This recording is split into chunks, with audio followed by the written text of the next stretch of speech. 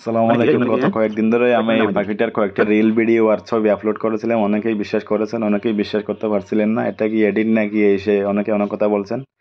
তার বিস্তারিত তুলে ধরি। গত 19 তারিখ আমাদের এলাকায় প্রচুর বাতাস আর বৃষ্টি হয়েছিল। তখন এই বাচ্চাটা মনে হয় গাছ থেকে পড়ে গেছিল, বাসা থেকে রাস্তায় পেয়েছিলাম। তখন একদম ছোট ছিল, মানে এই পাখাও গজায় না, কিছুই গজায় না। এখন অনেক বড় হয়েছে আলহামদুলিল্লাহ। দেখতে পাচ্ছেন কত সুন্দর করে খাবার খাচ্ছে। খাওয়াই না দিলে একদম খাই না, মোটেই খাই না।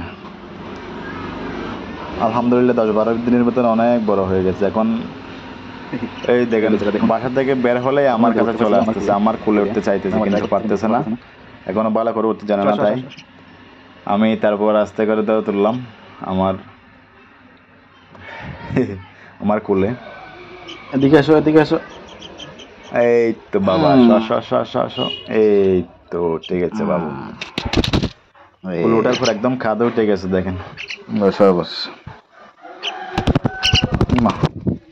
একদম উপরে উঠে